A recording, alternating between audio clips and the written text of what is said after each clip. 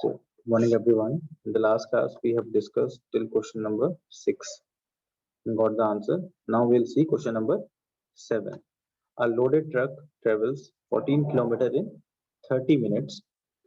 If speed remains the same, how far it travel in 5 hours? So it is a question of class. Please tell it is a question of which proportion, direct or indirect, or you can say inverse. Okay, Abhinav. First, tell me, is this a problem of direct proportion or inverse proportion? So there are two things, distance covered and time, है ना? So distance and time. Distance is given to you in kilometers and time is given to you in minutes. Okay, it is a case of inverse, Joel is saying. Others, please confirm. We know speed is equal to distance upon time. So if distance increased, speed is constant, what will happen to time? We can say distance is not stable. One second. Are you able to hear my voice? Distance is equal to time into speed. If speed is constant, we can neglect it and we can say distance is directly proportional to time. Plus, this is a case of, now I think the voice is fine. Ananya, please confirm. In between, I got the message that my connection was not stable. Okay, now it is fine.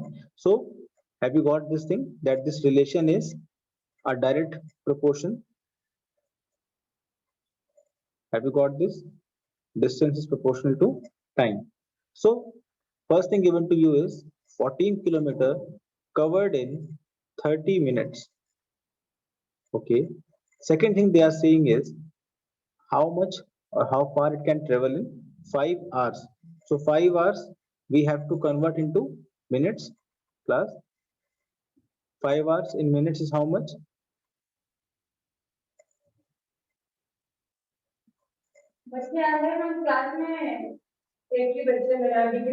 5 into 60 is 300. Okay. So 300 minutes. We have to find this thing. If you remember, I told you we can take it as x, it as y. This is x1, y1, x2, and y2. What was the relation between these four? Anyone? If it is a direct proportion, what was the relation between x1, y1, x2, y2? What was the relation? In the case of direct proportion, what is the relation between x1, y1, x2, y2? Yes, okay. Joel, it was the fraction relation, not the multiplication one.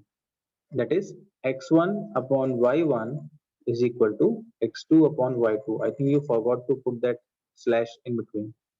So do we have to submit only test copies? No, Himanshu, you have to submit everything like the activities you have done, the lab manual, test copy. Only your classwork register will be seen and written back to you. Okay. So x1 is how much? 14 upon 30 is equal to x2 upon 300. Now just solve it for x2. What will happen? 14 into 300 upon 30 is equal to x2. 0, 0 cancel. 3 tens are 30. So x2 equal to how much? 140 kilometers. I hope this is clear to everyone. First, you had to understand that this question is of inverse proportion or direct proportion, and then you can easily find the value of unknown variable. Now let's erase this and see the next question. Question number 8. First, we have to factorize the expression and divide them as directed. Okay. Not that tough. Let's see. First, we will factorize them separately and then we will divide them. So the first expression given to you is, you can say 12xy bracket 9x square minus 16y square and divided by, we have to do this thing, 4xy 3x minus 4y. So class, this is the question. So chapter 4 practical geometry is coming in exam. Sakshi, have you checked the syllabus? Just go through the syllabus, whatever is written over there, that will be followed. On the school website, you can check the syllabus and that will be followed. Okay. So 12xy and this thing. So class, what about this? Can we factorize this? Yes, we know this is square of 3x. This is square of 4y. So we can solve it. So let's see. 12xy 3x whole square minus 4y whole square bracket close upon 4xy 3x minus 4y. So now we can factorize this further and say it will become 12xy 3x plus 4y 3x minus 4y upon 4xy 3x minus 4y. Now we can see we have same factors, so it will cancel out. X and y will cancel out. 4 3s are 12. The answer is 3 multiplied with 3x plus 4y. Yes, Ananya, very good. We have used the formula of a square minus b square equal to a plus b into a minus b. So I hope all of you got the answer of this question. If you want to ask something about this question or any, I will unmute you also.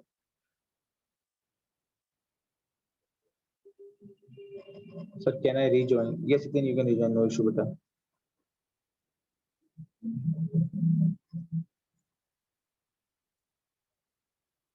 Okay, now next question. Question number 9. Locate the points on a graph paper. Okay, so first we need to make a graph paper. So let's take this line as your y-axis and sorry, this line as your x-axis. So what we do after this, we need to make arrows on the ends to show that it can be produced infinitely. Tell me what should be the scale for this one, class? What scale is appropriate for this question? We have to mention the scale also in this graph paper. Tell me, on x-axis, 1 unit equal to how much? And on y-axis, 1 unit equal to how much? Please tell. Which scale is better for you? The points are 3, 5, minus 2, 3, minus 3, minus 4, 4, minus 2. So I think 1 unit is enough, class? Yes. Yes, Abhinav. So we can take 1 unit equal to 1 centimeter only, and here also we can take it as 1 centimeter only. So using your scale or the graph paper, you will get the blocks of 1 centimeter. Just make sure that they are equal distance. So like this, 1, 2, 3, 4 and 5, call it x, x dash, y, y dash. Now 0 is there, then we have minus 1, minus 2, minus 3, minus 4 and minus 5. Similarly 1, 2, 3, 4 and 5, then minus 1, minus 2, minus 3, minus 4 and minus 5. The first point is 3, 5. So 3 on x-axis and 5 on y-axis will meet somewhere over here. Now again, many of you have done this question wrong in the examination, that this x coordinate is actually distance from, plus x coordinate is actually distance of the point from y-axis. Yes, you can see this is your y-axis, and if you move 3 distance, you will get the x coordinate. So x coordinate is a distance from y-axis and y coordinate is the distance from what? X-axis. Yes, that's the point. So first point we have found as A. Second point is B, -2, 3. So -2 is over here, 3 is over here. So we have got the point somewhere around this. So this is point B. Always remember the convention that x coordinate comes first and then comes the y coordinate. Then we have C point, -3, -4. Obviously both are negative. We will get into third quadrant. This is your first quadrant. This is your second quadrant, third quadrant, and fourth quadrant. Class, in the first quadrant, we know the sign of both the coordinates is positive. Tell me what is the sign in the case of second quadrant. As in the first quadrant, both are positive x and y. Similarly, in second quadrant, what is the relation? Both positive, both negative, one positive, one negative, one negative, one positive. What is the relation? For second quadrants, how you can tell? Hiteshi, tell me the complete one for both. Okay, Prisha, very good. Others, please tell. Sir, which one of these axes is known as abscissa? Okay, Ananya, I'm coming to that point also, don't worry. Prisha is correct. Others, please tell me what is the sign of the points in second quadrant? How you can tell? By just looking at the number that it will be in second quadrant. Sir, negative and one positive. Very good, Joel. Very good, Ananya. So we know the x will always be negative in second quadrant and y will always be positive in second quadrant. Now tell me about this third quadrant. What will be the combination of signs in third quadrant? Both negative. Very good. And in the fourth quadrant, what is the combination? In the fourth quadrant, what is the combination of signs? Positive and negative. Good. Now, Ananya is asking, sir, which axis is known as abscissa and which axis is known as ordinate? So anyone who knows what is abscissa and what is ordinate? We call these axes by another name also, that is abscissa and ordinate, and x is your abscissa and y is your ordinate. Ananya, is it fine now? Axis is the line on which we draw coordinates. Okay, Akshul? Yes, abscissa is your x-axis, y-axis is your ordinate, and O is the origin. Origin, not original. It is origin. Origin means the coordinates are 0, 0. Normally we take it as the reference. You must have studied in physics also. Frame of reference. We take reference as 0, 0. Class, this is about two-dimensional studies. When you have a three-dimensional study, then you have one more axis, that is z-axis.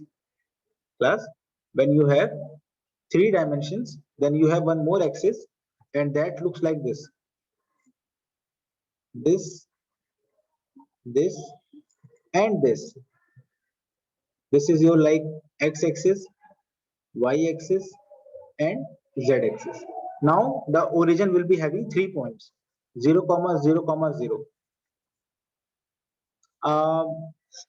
That is not required, Ananya. We call it Z only. Okay. Till class 12th also it is called Z axis only. And here the points will be like x, y, z. Joel is asking what is the need.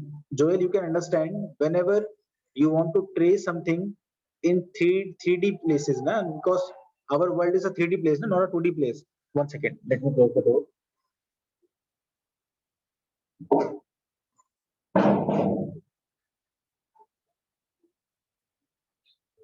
The Google Maps that we are having is a 2D one. Right?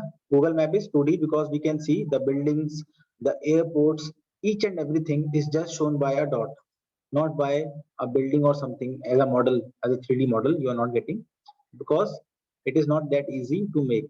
But when you are flying up aeroplane, you can understand, Joel, when a plane flies, the coordinates are given properly because plane can move like this and like outside the paper also. Plane is moving in a 3D space. So you need to give the plane proper coordinates. For that you need three-dimensional geometry. Okay, in class 12 you will study about 3D geometry. So let's see. Question is done. I hope this part is clear to everyone, how to make the graph paper, how to assume the scale, after that giving the numbers and then finding the coordinates. So let's see the next question now. 25. Okay, Abhinav, very good. Others, please tell, have you got the combination in this one? Have you got the combination? Normally we try by subtracting. Let's see.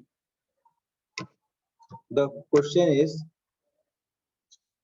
22, 21. We are subtracting -1.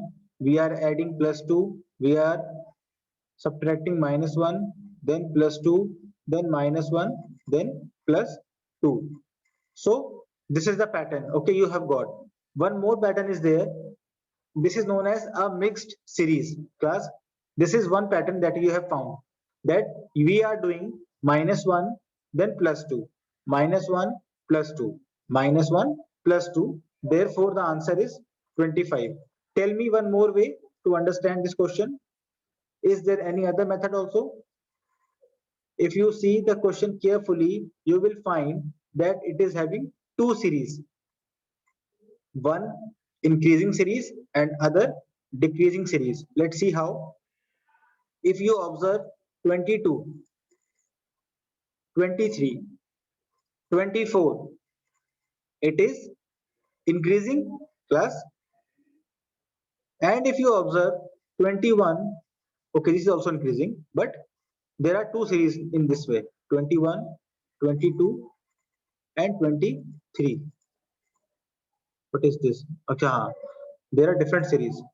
So we can see this series also going adding 1, this is also going adding 1. So the next number is 25. This way also we can get the answer. So both ways are correct, whichever way you want. So with this one is done. Let me stop the recording.